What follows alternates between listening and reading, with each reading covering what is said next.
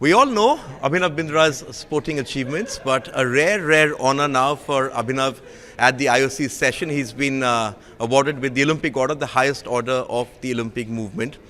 So as I said, what you've been doing in your sporting career is well known, but you've done a lot of work behind the scenes, and to get an award from the IOC, the highest award, must be a very proud moment for you and your family. Well, it is. It is the greatest honor I could get. The Olympic movement, the Olympic Games have given me so much in life. They gave me meaning. The Olympic rings gave me meaning, and I pursued my Olympic dream with a great amount of passion. It brings me meaning to be able to contribute back to the Olympic movement in different ways and different causes. I really believe in the power of sport, which goes way beyond the field of play, on how it can shape society, it can shape our young population, and that is something that I truly believe in. I live with the Olympic values. They're in me, they're ingrained in me, and that is something that I love. I'm trying my best to promote, and I think the Olympic movement has a lot to offer to our nation and to our country. And it's a nation which has still perhaps not achieved its sporting potential.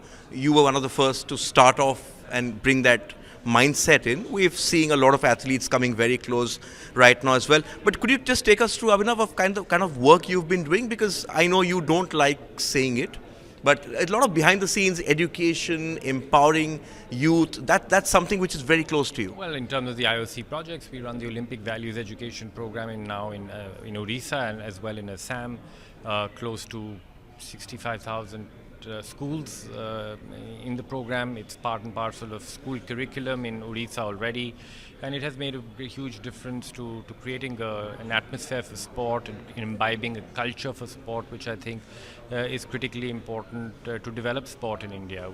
India historically has lacked a culture in sport. And sports' role in making India a healthier country, a young country, but also needs to be a healthier country. Sports' role in shaping young minds is immense, and the projects have brought in some good results already, and I'll continue to work harder to take this mission forward. We're also running an environment project in Odisha with the IOC. It's part of the Olympic Forest Network. Close to 1 million trees were planted in several sites in Odisha. There's ecological restoration happening. There's biodiversity happening. So it's a very well thought out program with the best minds from across the world working on it. So it is a great pleasure and an honor to be able to continue to work in different areas which go beyond the field of play. You've also been elected as the Athletes Commission co-vice chair, and I remember last couple of years you've been stressing on mental health, especially with athletes. You met Vinesh Fogart a couple of days ago. Is she well?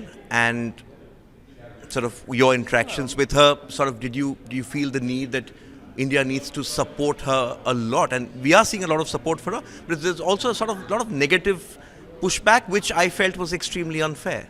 Well, beyond doubt, she's devastated, and naturally so. Our hearts are with her, and this will take time. It's not going to be an easy fix for her. It'll take time for her to really come to terms with what has happened. But such is life. Sometimes life can be cruel, and the sport can be brutal as well. So, of course, from a mental health perspective, the IOC Athletes Commission has done a lot of work in the course of the last 5-6 years. For the first time in Paris, we have something called the Mind Zone, specifically to look after the mental well-being of athletes. It's been a tremendous success. There's a mental health hotline available, which is available in 75 different languages, available to athletes for the course of the next 4 years. And in fact, an IOC safeguarding officer also met with Vinesh in the last couple of days and offered any support which we could offer. But what's happening right now, this back and forth, the hearing has happened, the decision is supposed to come, that's perhaps raising a lot of expectations back in India. What we know about the way CAS operates is that it clearly follows the established rules. So where do you think this one's going? My guess is as good as yours. I have absolutely no idea on what has transpired and what is transpiring. One can hope for the best, is all I can say. Okay, one final question, Abhinav. Just because we're standing here outside the IOC session, Thomas Bach saying he is going to stand down. How will the Olympic movement look back on his tenure as IOC president? He's been an amazing president. He's been a president which has reformed the Olympic movement, and the results, the great impact of his work will actually be seen post his presidency. I have the highest respect for him. Avinav, thank you so much. Congratulations once again, and hopefully we get that resolution we're all hoping in terms of what's going on with Vinesh. Thank you so much. Thank you. For all the latest news, download the WION app and subscribe to our YouTube channel.